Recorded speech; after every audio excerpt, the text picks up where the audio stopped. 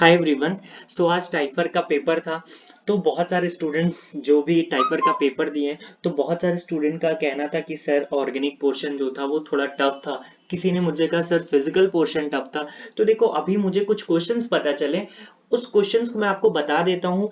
But जब तक मुझे सारे क्वेश्चन मैं नहीं देख लेता तो मैं ये नहीं जज कर सकता कि पेपर का कौन सा पोर्शन बहुत ज्यादा टफ था, कौन सा पोर्शन बहुत ज्यादा इजी था। तो ये तो अभी फिलहाल तो मैं नहीं आपको जज कर सकता हूँ। बट कुछ स्टूडेंट जो है उन्होंने मुझे ये बताया कि जो फिजिकल का पोर्शन था वो इस बार का लास्ट ईयर के कंपैरिजन में इस बार का फिजिकल पोर्शन थोड़ा सा इजी था।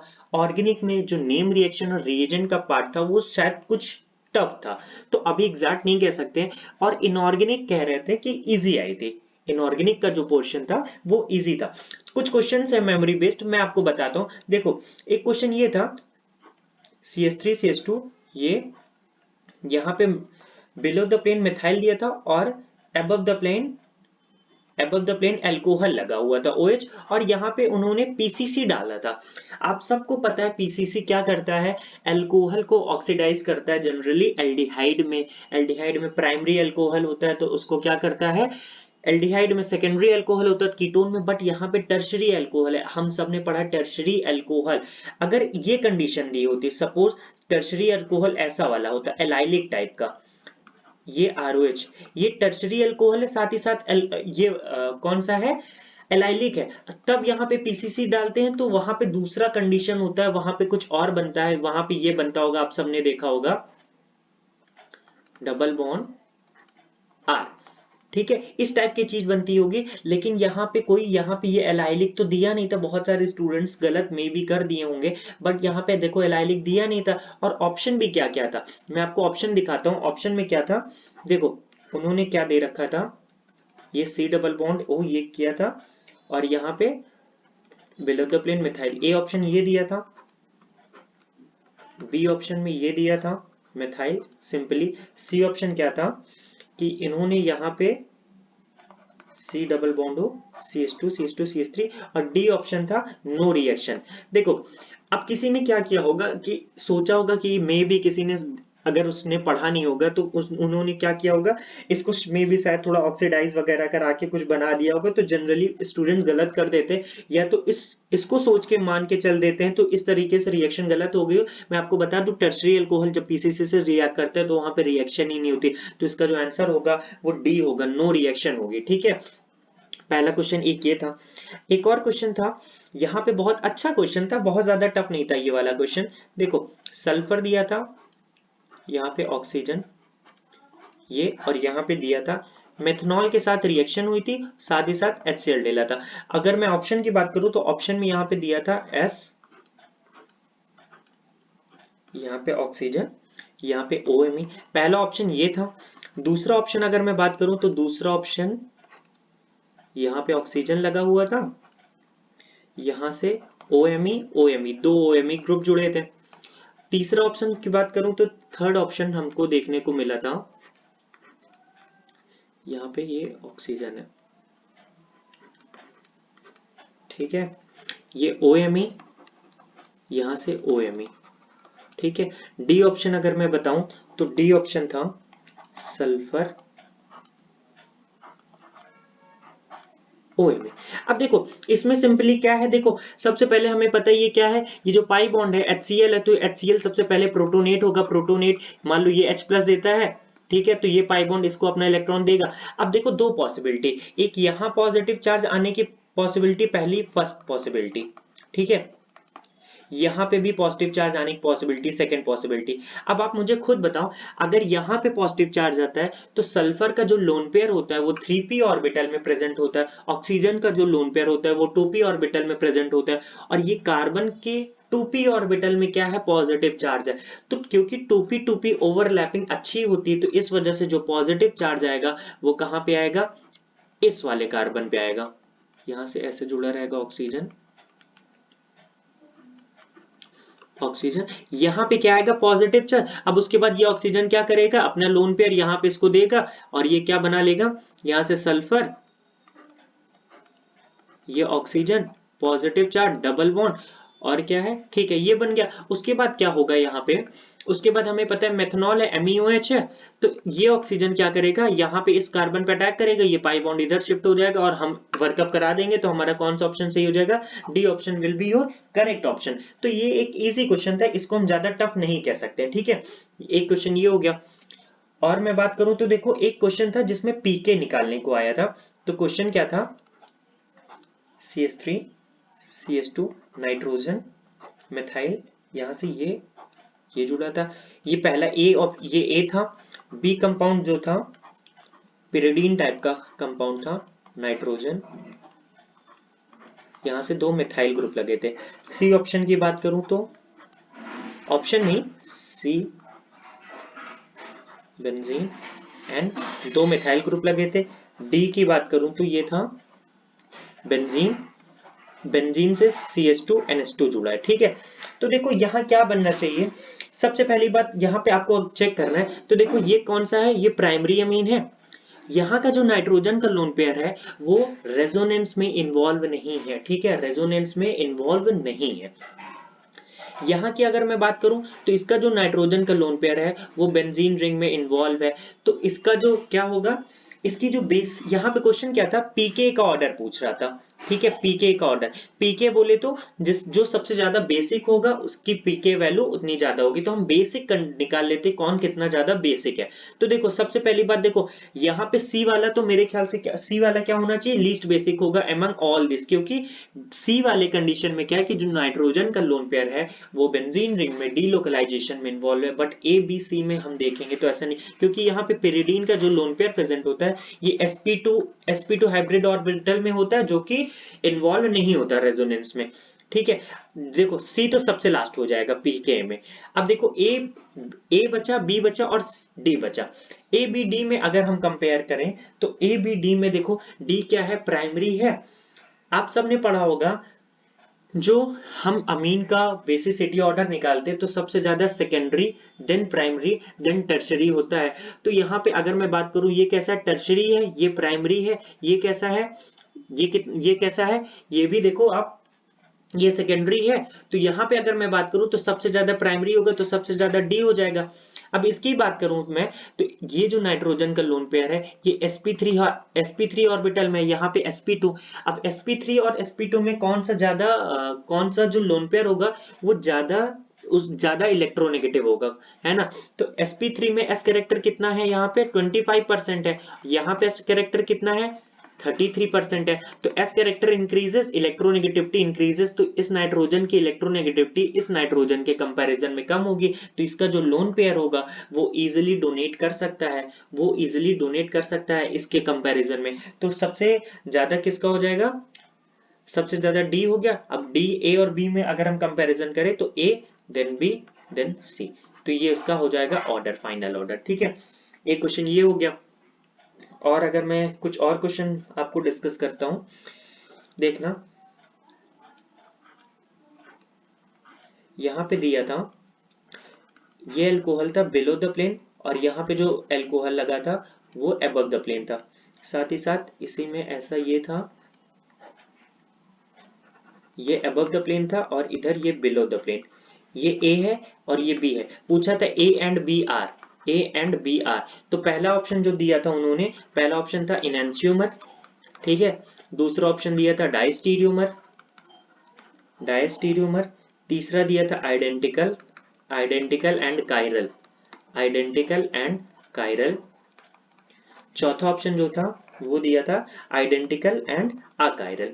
देखो यहाँ पे क्या सिंपली हम सबको पता है, यहाँ पे किससे चेक करते हैं, आरएस कॉन्फ़िगरेशन निकाल लो। तो यहाँ जो हाइड्रोजन होगा वो बिलो द प्लेन होगा, तो यहाँ पे अगर मैं वो करूं नंबरिंग करूं तो 1 2 3 और हाइड्रोजन बिलो द प्लेन है तो 1 2 3 क्लॉकवाइज। तो हमको पता है ये कैसा है, ये आर है।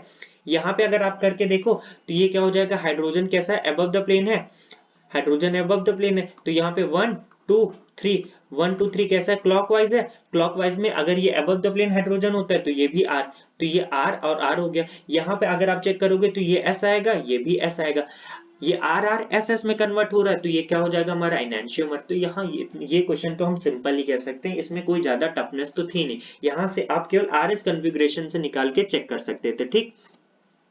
अब देखो एक क्वेश्चन थर्मो और रियल गैस का मिक्स करके आया था, दिया था Z equal to 1 plus B T P by R T, और यहाँ पे आपसे पूछा गया था delta H upon delta P at constant temperature.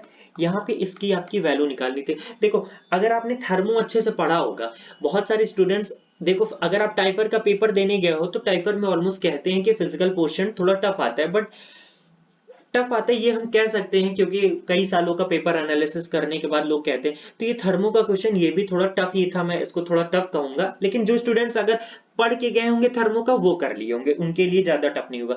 एक क्वेश्चन मुझे ये भी याद है केमिकल काइनेटिक्स का था, कि दिया था A जो है K1 B में कन्वर्ट हो रहा है और B जो है वो C में कन्वर्ट हो रहा है, K2 दिया था, रेट कांस्टेंट दिया था, और कहा क्या था, if one observes the concentration of A and C only, कोई ऑब्जर्व करता है concentration of A and C only but not B but operating, but यहाँ पे दिया था but the reaction looks like, हाँ but the reaction but the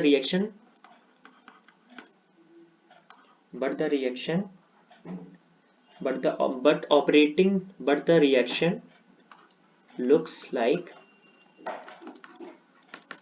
दिया था A C K out KOS। यहाँ पे ये देखो दिया था आपको, और यहाँ पे ऑप्शन क्या दे, क्वेश्चन बेसिकली यहाँ पे पूछा था under what condition this is feasible, under what condition this is feasible. ठीक है, देखो पहला ऑप्शन दिया था कि K1 by KT KQ by K2 के इक्वल हो जाए, पहला ऑप्शन ये था। दूसरा क्या था, B अटेम्प्ट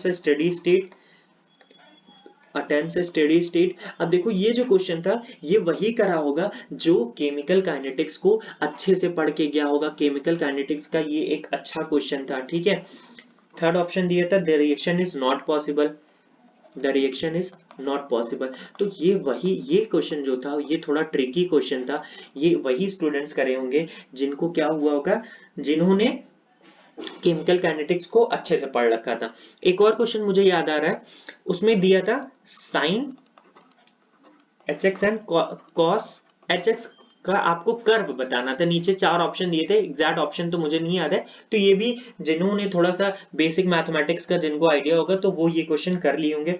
एक बहुत अच्छा सिंपल क्वेश्चन था कि एक स्क्वायर दिया था जिसको टच करते हुए बाहर से एक सर्किल था, थोड़ा सा मेरी जो डायग्राम है वो थोड़ा सा देख लेना, आप समझ लेना, और एक ऐसा सर्कल, छोटा सर्कल था जो इसके ऐसे बना हुआ था, ये यहां से टच कर रहा है। ठीक है, ये यहां से टच कर रहा है। आपसे पूछा था what is the area ratio of big circle to what is the area of big circle to small